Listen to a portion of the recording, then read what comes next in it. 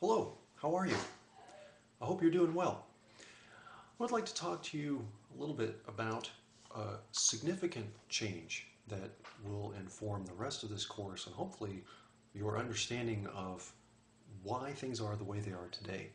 It's an important historic change worth talking about, and I would like you to know it here. Draw a little on the slide.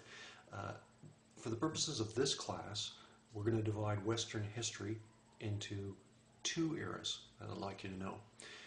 Now, these two eras I'd like you to also note are not hard and fast in terms of the dates I'm presenting. The dates are just points of reference and somewhat arbitrary. I'd like you to know this as a vulgar history. Okay, so what I mean by that is please don't run to an historian and say, hey, Borchardt explained the big breakdown of Western Europe to me and now I know these things. It won't work. There's a lot more to this and finer details, but this gives us a broad understanding of a huge social change that informs all of sociology. Now, I also want to briefly touch on, why am I talking about Western history and what is this thing? We in the United States tend to see Western history as our received history. And the way that you can think about this is if you go through and think about what you've been taught all the way up until this point as the important people in history. So if, for example, I were to ask you, who are the most famous composers you can think of? You might say Bach, Beethoven, Brahms, Mozart. If I were to ask you who are the greatest figures in literature, probably most people would think to themselves Shakespeare. If we were to talk about the greatest philosophers, you might say Socrates, Plato, Aristotle. If we were to talk about the greatest painters, probably certain names come to mind: Monet, Manet, Van Gogh, Rubens, Da Vinci. He did a little painting, and Rembrandt.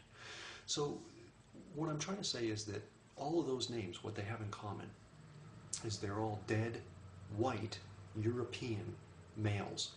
So our received history is very much what we think of as the best of culture and ideas comes from Western Europe. Now, I want to make it clear that many other cultures had very significant insights and contributions to humanity. The Chinese, for example, invented paper. You could also say, Middle Eastern people, that's where we get our numeral system from, Arabic numerals.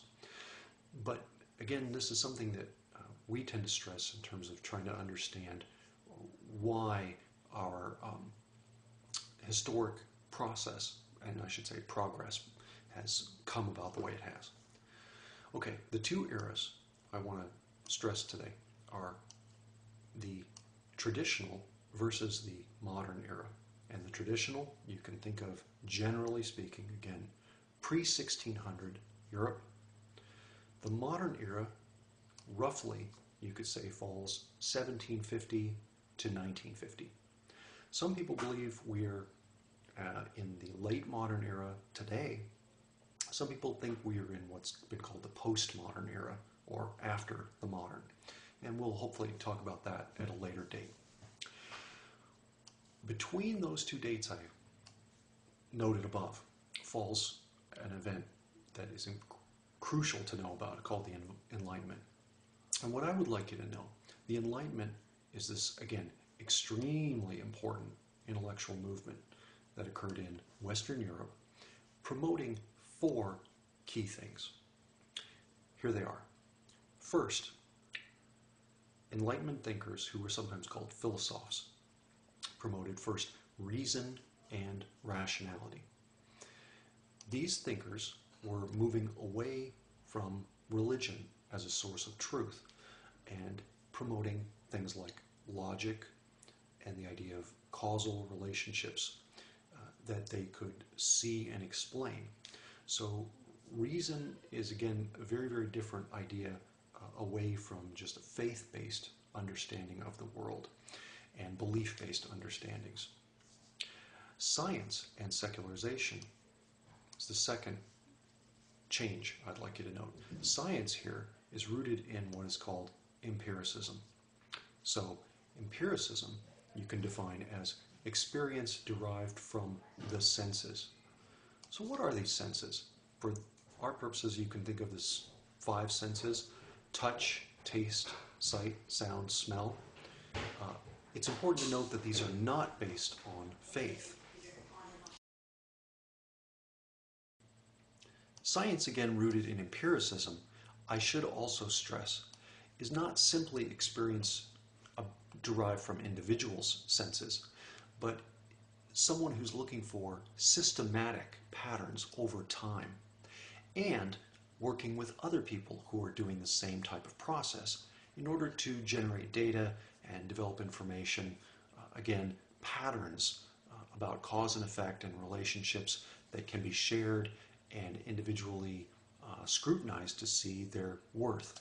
So that's a very different set of sources for information as opposed to belief, tradition, religion, etc. Secularization, very briefly put, the idea of moving away from religion as a source of truth. Progress is a value that we might not even see as a value today. We just think progress is good. In the traditional period, though, this wasn't a value. The idea was you wanted to be more like your ancestors. They were the people who really understood the world and were to be emulated. After the Enlightenment, there was a belief with humans that we can somehow improve upon the world and make it a better place. We don't have to have diseases. We can create medicine. We can do things like print with the Gutenberg Bible, distribute information through printed books. The development of the steam engine in England, that helped promote the Industrial Revolution, the idea we can produce products en masse. And today we have incredible innovations that have occurred, from the atom being split to being able to put human beings on the moon, map out the human genome, the human DNA. Incredible things we've been able to accomplish. Finally, individual freedom was also promoted by Enlightenment thinkers, and this is connected with the rights that people have. In the traditional period, rights were based really on your collective status. So if you were a member of the clergy, you had certain rights and responsibilities. If you were a serf, again, different rights and responsibilities. A nobleman would also have certain rights and responsibilities. With the Enlightenment, individuals became the source for those rights and freedoms. So in the United States, with the Bill of Rights, you see in 1776 the notions that we have the freedom to assemble, freedom of speech, freedom to choose your own religion. A huge difference from the past. Also, I should note, in 1789, a very crucial date in world history, you saw the French Revolution, which stressed, of course, those 3 ideas: liberty, equality, and fraternity. Now, I think we can move on and check out this chart outlining these broad patterns of social change rooted largely in the Enlightenment.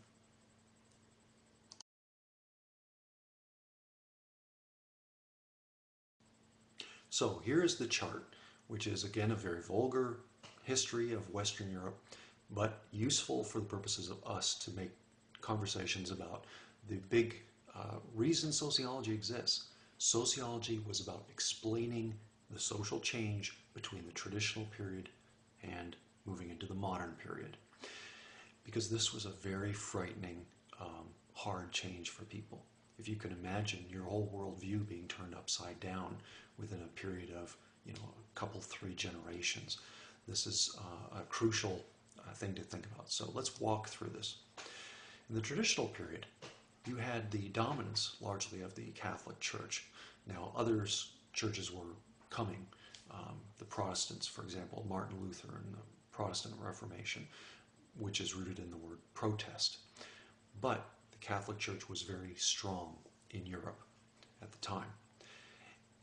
Now, the root of political power in Europe was the monarchy. So if the Catholic Church was the root of basically truth the understanding of why the world the way it was the way it was. The monarchs derived their power from divine right. And that means basically they were chosen by God. So that's an amazing source of power. If you were, for example, to break the law of a land, ultimately you were breaking the laws that were created by the monarchs, and that meant you were violating God's law. So very, very bad things would happen to you if you violated the law in, for example, medieval times. This also stressed the notion of people as subjects, so you were a subject of a monarch or an empire. The dominant way that the economic resources were distributed, feudalism, I mentioned in the last slide. This is basically a system where things are produced for immediate consumption, so you don't have development of a lot of trade. Now again, this is a vulgar history. There were trading centers pre-1600 in Europe, like Venice, for example, and Rome. But what happens is after the Enlightenment, you start to see these really starting to take off exponentially, and trade becomes much more central to life. What was the most important source of self-identity during this period? Your communal ties. You generally lived, on average, about 50 years during this period. You lived in a small village where you knew the people around you. You were known by largely your first name or your father's name. You, as I said, lived about 50 years. You never left probably a radius of about 50 miles. And that was your life, the community that you're from. Religion, I mentioned before, was the central source of truth, and we're going to move away from that when we enter into the modern era. Extended families you can think of as 3 or more generations under one roof or in close proximity to each other. Now, why were extended families dominant during this period? Well, largely because this was an agricultural and guild-based production system. So people wanted large families in order to have farm hands, to have labor that would help them work on the fields. And of course, that relates directly with the idea of things being rurally based in this period. Then, of course, we had the Enlightenment, and you've got this shift over roughly 150 years or so. Again, not hard and fast dates. But you move here away from religion, and one religion being a source of truth, to a diversity of Judeo-Christian faiths. Of course, Judaism was the source for Christianity. And during the Middle Ages, again, I mentioned this before, the dominance of the church. In the past, in Europe, you would see the church as really the center of these small towns. They would be the places where you would have the best architecture. They'd often be the tallest buildings in those towns. You probably have been to churches where the acoustics were just superb. And so these were places that were designed to create a sense of awe and reverence. As we move toward the modern era, you start to see people saying, well, let's think about other religions, and a diversity of Judeo-Christian faiths emerge. The source of political power also changes. We move away from monarchies and empires toward the development of what are called nation states. A nation is a people. So, for example, as a joke, we think about Husker Nation, which is all the people spread around who are fans of the Huskers, right? A people and a state you can think of as a form of government. So we've moved away from people being subjects of a monarch to people becoming citizens of a state. We see the development of different states like Germany, France, the Netherlands, Belgium, Spain, breaking away from empires. The form of production, the form of economics that was dominant in this modern period came to be dominant, capitalism. And that's production for trade. So with the development of factories, you see the buying and selling of all kinds of stuff. Now, if you talk about feudalism, a big difference here. There was trade during feudalism, but land could not be bought or sold. That was inherited. That was the only way you could get land. In capitalism, a big shift, everything can be bought and sold. So this is huge. The most important source of self-identity, you move away from communal ties as people move to cities toward smaller family ties, and also work as a dominant source of thinking about who you are and your place within the world. So your grandparents probably, if they went to cocktail parties, one of the first questions people would ask is, what do you do, right? So those, again, grow smaller as sources of identity and change. We move from religion over to organized science. Now, science, again, was pre-existing the 1600s. You see people like Galileo and Copernicus, working in this cutting edge. However, organized science, again, really took off in the modern period. You see the development of things like learned societies, journals, which help spread and disperse scientific information and knowledge. And so this is a huge hotbed for a change and organized knowledge being spread around different disciplines. Nuclear families are new, and what you start to see as our time has progressed is the family unit is getting smaller and smaller. Nuclear families are very adapted to urban life and also to the idea that you really don't need farmhands anymore. Today it's going to cost you money if you want to have children. They're not going to be an asset for you. They're going to spend a lot of your money and resources. So don't want to be the bearer of bad tidings, but it's true. We've moved from a primarily rural society to today, actually more of the world lives in urban areas than ever before. And with that, you start to see things like a shift away from agricultural and guild-based production systems to industrial-based production with factories. And the development of the steam engine in England was a huge shift toward using mechanized resources in order to produce things, and assembly lines where people were very, very specialized at certain tasks being used to create, again, an amazing amount of stuff. We live in today a post-scarcity world.